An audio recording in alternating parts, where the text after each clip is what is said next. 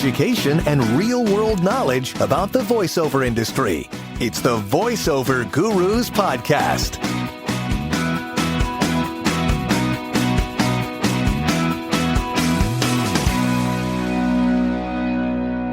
The tech. Like he must be a tech guy. Let's get him. And so I could have either said, I'm not the guy, or what the hell? I'm enjoying this interview process. I'm getting better at it. Let's just try something completely far out of left field and just see let's see what happens. So maybe you are the guy. We'll see. I mean, I had a good conversation with him. I'm extremely good at taking people off topic, and I did exactly that. And we were talking about totally different stuff, and it was great. I mean, it was great. I'm looking forward to that. All right. And that starts off. Welcome back to the Voiceover Gurus Podcast. I'm your host, Linda Bruno. As you will notice, I am actually recording this podcast from my home because I managed to fall off of a 3-foot wall in my backyard and blew out my knee. So I did not want to not record the podcast. So I thought, I'm just going to do it from home. But anyway, I'm icing it, and I might have to remove the ice in about 15 minutes. But I'm super excited because my good friend Rob Reider had a wonderful suggestion of a topic. As you all know, I'm trying to pick some very creative and fun things for you guys to learn about. And then he mentioned that he was very good friends with George Whittam, and that he would be willing to come on the show. So welcome, Rob. Welcome, George. Thank you. Yes. How you doing? Great to have you guys here. So first off, I know Rob's story. Rob's been on the podcast. George, tell me about yours. How did you get started? Oh, it started really more related to music because my father is a pretty musical guy. A lot of my family is. And so as when I was young, my dad always had instruments, but also my dad was into electronics a bit. So we also had gadgets around like tape recorders and things like that. So I was always playing with these things and enjoying experimenting with recording, but never anything serious, just for fun, just always for fun. And as I got into my high school years, I was still very much involved in technology and science. And those were my main loves while I still played music in the marching band and the concert band and the jazz band.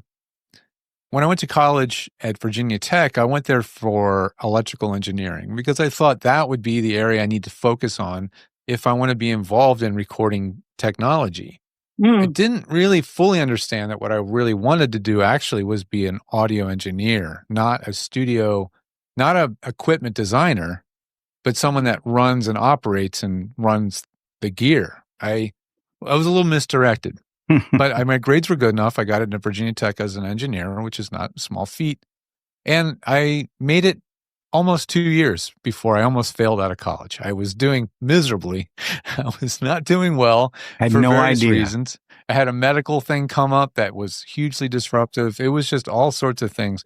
And I ended up, by some absolute sheer fortune, I took a music elective in music history, in jazz history, and the class was in a salon, like a music salon on campus. This beautiful, small but really beautifully designed room. And the professor was this cool older gentleman who knew his music history, and there were Neumann mics hanging all around the room from the ceiling. And I was like, "Whoa, what is going on in here?" Wow. And I asked him, and he said, "Oh, we have a recording studio here." And I said, "Well, how do I get to use that studio?" He's like, "You got to be a music major." I said, "All right, I was like, "How do you do that?" He's like, "You got to audition." I was like, "Okay." I picked up my horn. I practiced all summer. I managed to get good enough to get into the music school. I wouldn't have gotten into music school at Berkeley, but I got into the music school at Virginia Tech. All right. Playing trumpet, right? You're a trumpet player? Trumpet. Yeah. Playing trumpet. And so I graduated with a music degree in audio technology and a minor in communications. And hit the ground running. Got an internship right out of college in a studio, realized I hated being in a recording studio as an intern, treated at that low level. I hated the hierarchy of it all. And so my dad, being an awesome dude that he is, he and I built a studio in a recording, in a RV. We made a mobile recording studio in an RV. Wow. And that was a blast. It never made much money, but I did get paid occasionally to record bands live on location, even a big gospel performance at a church in Wilmington, Delaware. I mean, you name it. I did all klezmer band at a Jewish wedding. Yeah. I did everything. It's fantastic. It's great music. It was amazing, right?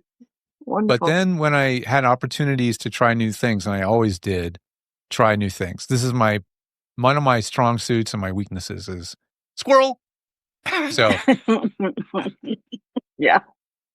it's probably why I'm not a pilot, because to be a pilot, you have to focus on learning to be a pilot for a long time.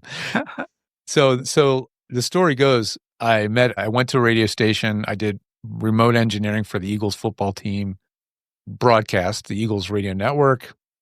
And then through that position, the fellow who referred me, Lane Massey, introduced me to a producer at the station. The producer went off to become a voice actor on his own right, of great regard, doing, promos and trailers, the big glamorous voiceover gigs. He moved to California. 3 years later, I moved to California. He said, "Hey, can you fix my studio?" I said, "Yes." Then he referred me to his management company. The management company referred me to their talent. Oh, wow. That was kind of where that was the genesis of it all. How I call Howard Parker, who was my client at the time, my client zero. Wow. So what year was this? That would have been 2004 was when I moved to California. And while in California, when I moved to LA, I was doing production sound mixing, trying to start a whole nother business, going on movie sets and doing the sound on a movie set, which I had no business doing and no background in. And that's tough work. Yeah. It was tough work. It required a whole other different set of discipline, terminology, gear, everything. Like a completely unique skill set and equipment and everything. Totally. So rather than lean on what I know, which was music, multi-track recording and live music and live sound, I just went a whole different direction. That's awesome. I still look back and laugh. Why the hell did I think that would be the right decision? But that's what happened. So that was a diversion. But when I met and worked with Don LaFontaine, that was where I really knew it was time to 100% focus on voiceover actors as my client base. And that was it. That was in 2005. Wow. And that was, Rob, how do you guys know each other? Well, I know George through when I started getting involved in voiceover as a transition out of the air show announcing business. One of the first podcasts I came across was the Voiceover Body Shop. And George and Dan Leonard hosted that thing. And I learned things and actually used both Dan and George to help tweak my studio. The thing behind me, or this GIK Acoustics baffle here, was the last thing that I put in the studio when George said, "I'm hearing some things," and I did not hear those things until he called my attention to this little bit of room reverberation. I put on my trusty Sonys and cranked him up, and he was right. So I bought exactly what he told me to buy, put it exactly where he told me to put it, and so now, with the other work that I've done with him, I have just stayed in touch with George on a semi-regular basis. As a matter of fact, I was out in California a month or so ago, a little over a month ago. We had spent 2 hours together at lunch. But George is being very humble. He said he met Don LaFontaine. He also designed an incredible studio for the guy who is probably the best known promo guy in the business. And you can go ahead and drop the name, George. Are you talking about Joe Cipriano? I am talking about Joe Cipriano. Joe Cip. And when he moved, Joe Cipriano asked George to help him put a studio in his new place. And George, I don't know if people have golden ears, but there are people whose ears are trained better than most of ours. And I'm a former audio guy, and I thought I heard things pretty well. But when you get another set of ears on things, another set of eyes on things, folks like George and Dan and Jim Edgar and a few other, Tim Tippett and other guys are out there, and they really can make a difference. But I have stayed in touch with George. He helps me with my mastering of my audiobooks. He set up a system for that makes it exceptionally constant, high quality, and automated. Yeah. My thing is, it's got to be easy. I think I mean, some people are going to hate me for this, but I think audio engineers can be a little bit snobby and gatekeepy, as we like to say, in that, this is difficult. We spent years mastering this, getting really good at this. We hear things you don't hear, trust us, don't trust you, And so my job is to, because the voice, and the reality of it is the voice actor does have to trust themselves. They do have to produce audio. They don't get to just talk into a mic and forget about the rest. That's a total fallacy. It's an old Hollywood notion of what voiceover is and maybe was. You're the talent. You walk into the room and you read the script and you get back. That's usually one of the first bubbles I have to burst when people come to my studio, and you have to learn tech. This is like, at least, in my opinion, 75% of it. The rest is, you hone the craft, and that's great. But if your room does not sound good, if you do not know how to handle difficulties on the fly in the middle of a session, you toast. People aren't going to hire you again. So if we go back and we think about beginner, obviously people get very intimidated by the concept of putting together a studio. What do you think is the easiest entry way to go for someone just starting out? For most folks that have, let's leave out the people living in a tiny New York apartment or something, but let's say most folks with a reasonable sized home or apartment that has some closet space and things like this, the first place to look is a closet, because it's a clothing closet. If you have a walk-in clothing closet, you're ahead of the game, because if you've got at least 2 or 3 of the walls of that closet with clothing and stuff and shelving, you've basically got a booth, because all that stuff in there will kill off all the echoey, reflective, resonant sounds that make a normal room sound bad. And the thing is, you do have to train your ear as to what it's supposed to sound like. And so you have to listen to things in a different way than you're accustomed to. The reason I'm so good and I appear to have a golden ear about the sound is it's sheer repetition of, like I said, I don't like to practice things forever, but this is by mistake is something I've practiced, which is listening to thousands and thousands of voiceover people in their closets and their booths. And so that means that I can pick up on very subtle things that somebody else wouldn't pick up. But once I point out to them those things, then they know to listen for those things. Whether they're good at it or not, it's a different animal, but at least they're aware of it, right? So that's a big part of it. And you can sound good in the most unusual circumstances, and you can sound bad in the most, you can sound bad in a $10,000 booth that you just purchased, and it can sound terrible. This is huge confusion. Yes. Why is that? This is a great conversation. How much time do we have? Should I say 2 words? Are we doing a two-parter? I know. Should I say standing waves? Standing waves? Yeah. So that's one of them. Every space that you're in has several problems. It has reverb, which is what most people think of. You clap your hands and it goes, tsh. That's the sound of the reverb decaying down, right? Big rooms, racquetball courts, it goes, tsh, like that. Reverb's not really the problem in a small room or closet. It's resonances. And so the reason you sound like you're in a box or in a tube or in a tunnel or tinny or all the different words people use to describe it is because that room wasn't treated correctly. But a walk-in closet full of clothing, man, most of the time sounds amazing. However, a sound booth that was built by a company to be an isolation booth first, most of those products were made to keep the guy playing a tenor sax from pissing off his family and the neighbors. That's all they were made to do. That's it. Yeah. They were not meant to be accurate recording spaces, right?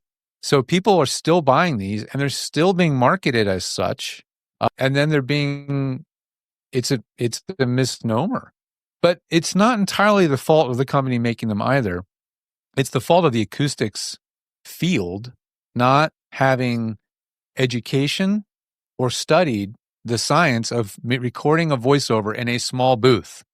I have the books on the shelf right back here. I have read through many of them as much as I can stand. And I'm like, where's the part about small rooms? And they'll be like, small rooms or any rooms roughly 8 by 10 feet or larger, or, they're like, a small room starts at the size of a bedroom, right? And so there's no science. There is no science on it. There is nobody releasing white papers except me. I did one for NAB in 2016, which, by the way, I can't find anymore and nobody knows what happened to it. But I did a white paper for NAB about recording good voiceover in a small booth. And not that I'm bitter, or anything, that if you type my name in on the NAB website and you can't find my name, I'm not bitter. Actually, it ticks me off. I did write a paper for NAB. They did accept it. But small booths, they have unique problems. And the acoustic science engineers, the architects and all those, just don't regard them as usable spaces. So we've had to improvise and figure this out. And that's what I've been doing. And sometimes it's a total happy accident when it sounds great. And sometimes it sounds bad when you spend a ton of money because the companies selling the products didn't realize where the deficiencies were, and they didn't have the 10,000 hours of listening to voiceover actors in a small booth, right? So here I am. This has been my axe to grind, one of many. But this is one of my axes to grind, which is getting people's little boxes, little closets and everything to sound good. So all that to loop around is that you can sound really great in a closet. You can sound amazing without spending a penny on soundproofing or gear. I mean, or on acoustics, if you have the right space to begin with. What about going the opposite direction, though? Because I have had some clients that have used me for years and years and years. So there's a very consistent thing that they like to hear, from me. And they know what my room sounds like. So for a while there, I was in an office building that was a bit loud. And so I'm like, oh, somebody's selling a whisper room out of Brooklyn. I'm going to get this whisper room and see if it'll help the situation. So they got the whisper room. We put it together contained within my studio. And I started recording from there, and my clients were not happy. They were like, you sound too dead. They all complained. So I basically sold the whisper room and went back to my other situation. I mean, is it just because the room I was working in was, I don't know, sufficient enough? I don't know. Because this was not just one client telling me that it was sounding too dead. It had lost something. Yeah. Well, I don't know if that makes sense. The too dead thing is something that comes up a lot. It'll be mentioned. It's not that it's too dead. It's that the wrong frequencies are too dead. So it's not, when you talk about a room being dead, there's only one truly dead room, and that's called an anechoic chamber. Look it up.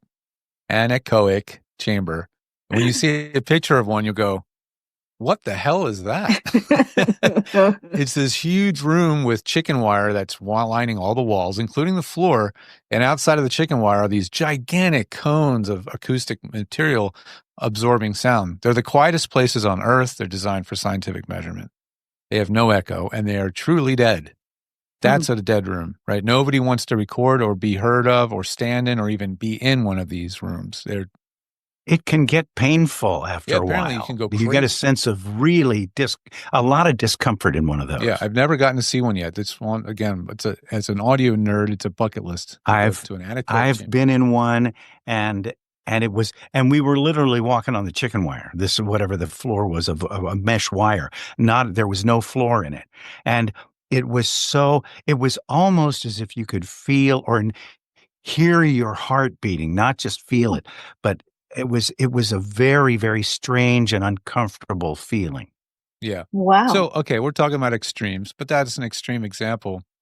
But what happens in these small boxes is the sound foam and the carpet gets rid of all the reverb or the high frequency sound, but leaves behind only the low frequency sound. And that's still allowed to continue resonating and bouncing. And so what people says it sounds too dead. They say it sounds too dead. But what really is, it doesn't sound natural. It doesn't sound balanced. It doesn't sound uncolored. These rooms color the voice, the sound. A bigger room has far less coloration, but it has its own problems. More reverb and more noise. As the room gets bigger, like I'm in my apartment, my office here, I'm leaning on some processing in my mixer so that you don't hear the constant gas-powered, well, I don't know what it is. It's a leaf blower or something that's been going for 2 hours this morning. You don't hear it. But if you were a voice actor, you could not get away with being in this room that I'm in right now. And I have a booth. and I could be in that booth. However, if a Cessna flies over, I will hear the Cessna. If it flies, and they fly right over my apartment. I'm in the takeoff lane where they make the left turn down the coastline of Santa Monica Airport. So I hear everything, even if I'm in the booth. I can't win. So the bottom line is the bigger rooms sound better. Every good commercial studio you've ever been in is not going to be a small ISO booth. It's going to have a 10 to 12 foot ceiling and a lot of space because it just sounds better. It just has different problems you have to solve, which is like reverb time and noise control, and if most of the work you do is self-directed, which face it is, you're auditioning 90% of the time and doing jobs the other 10. And if you're really lucky, it's 80-20. That work is all done time shifted. You can do it when you want to. So if it's noisy, you don't record. It's the quiet on demand is it's my phrase I've coined. That's that kind of work that's critical to have noise control.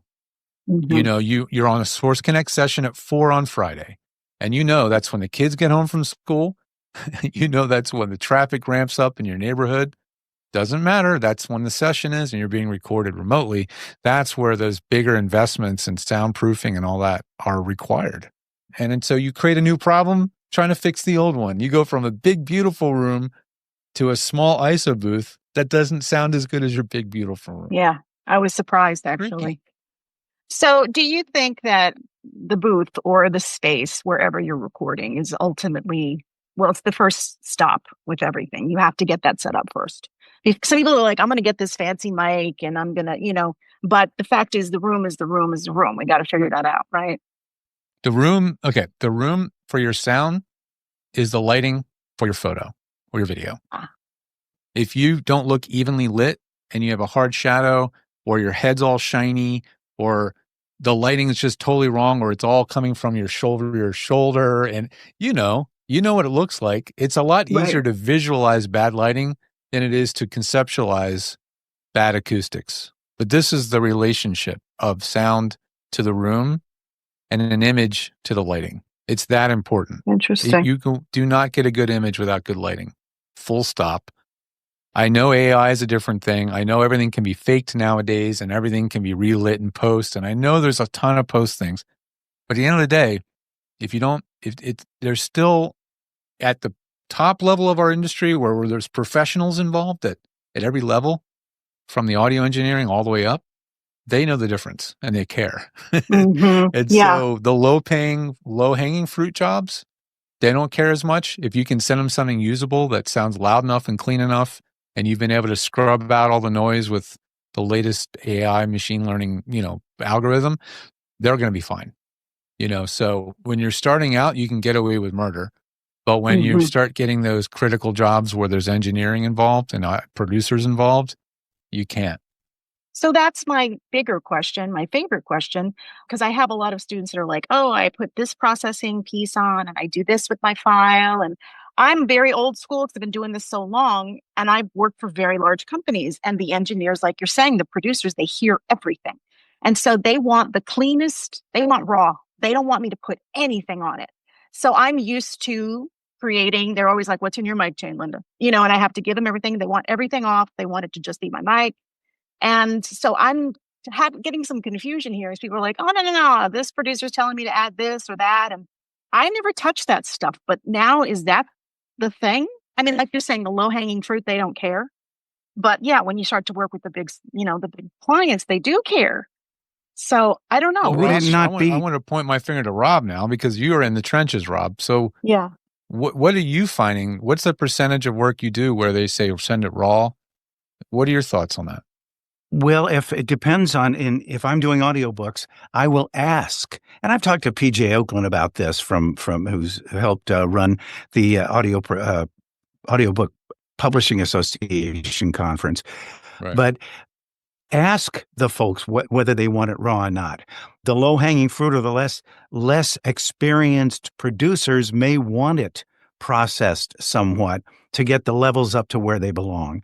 It is my contention, though, that if if I'm turning in an audition or doing something for a corporate video or some other sort of voiceover work, I do run a little bit of processing, a little bit of gate just to make sure it's going to take away throat noises in between phrases.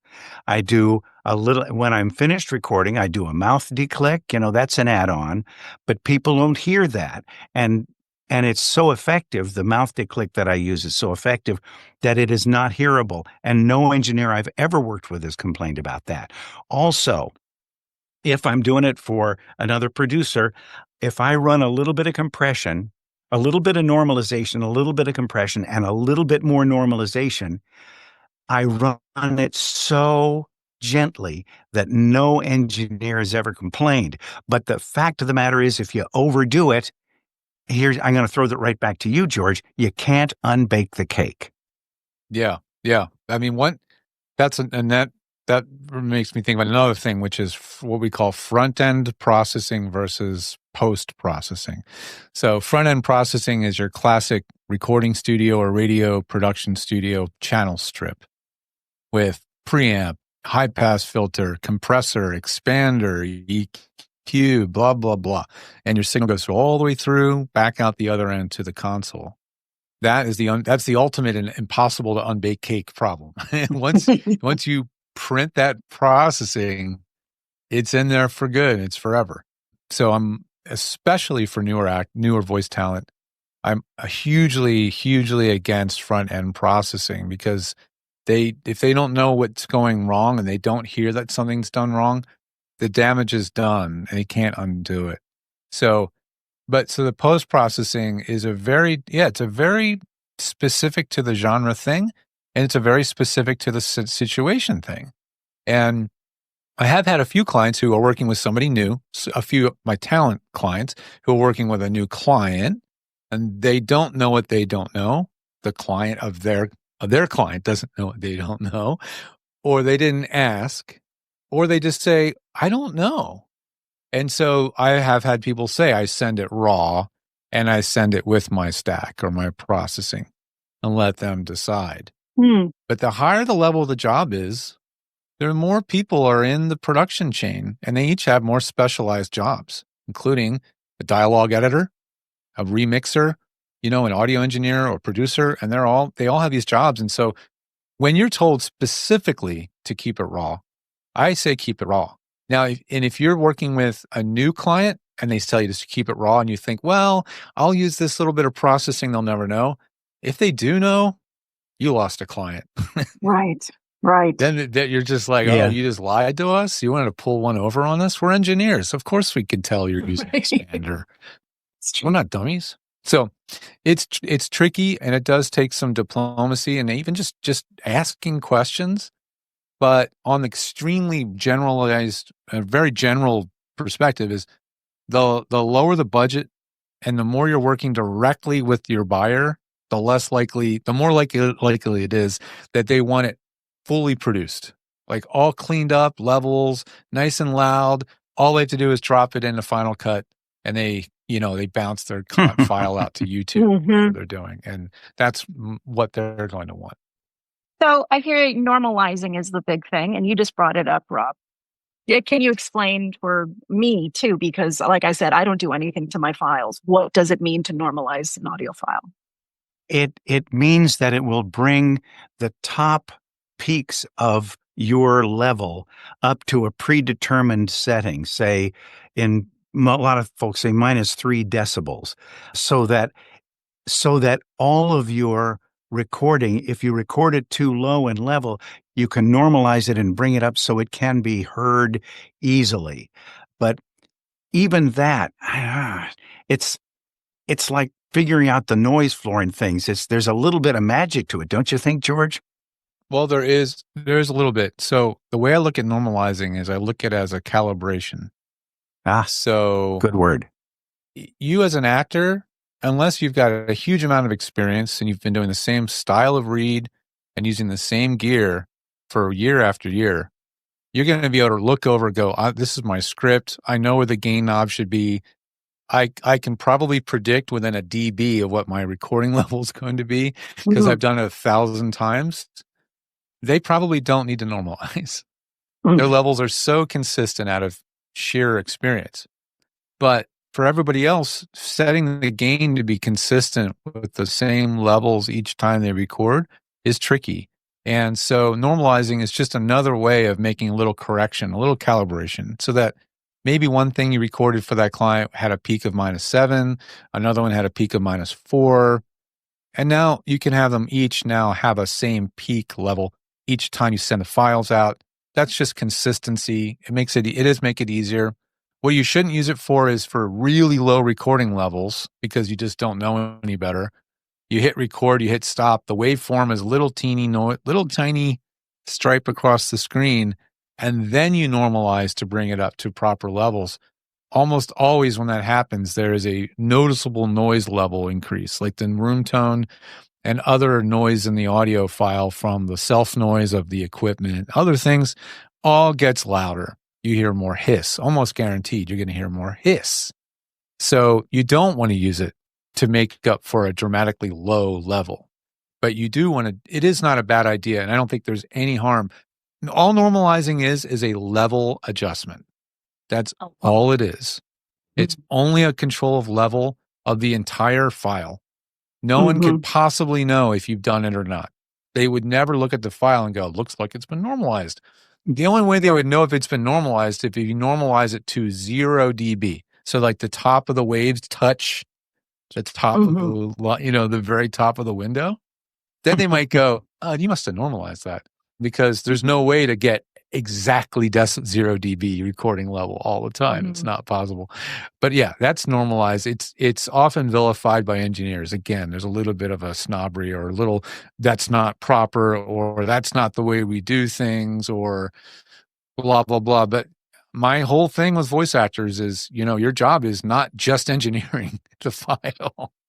You have a lot more stuff to do and worry about. So if I can use a tool like Normalize to improve the post workflow for you, so you have this flow that's consistent and easy to recreate and do over and over, I'm going to recommend it. Wow, lots of great information, right? So we spoke for so long that I decided to split the podcast into 2 because there's so much great information that you need to know. That wraps up the end of part 1 of the Voiceover Gurus podcast in this episode. Part 2 will be out there next week. Thanks for listening. Thanks for listening to the Voiceover Gurus Podcast. Real talk about the voiceover industry. Learn more about us and get coaching at voiceover.guru.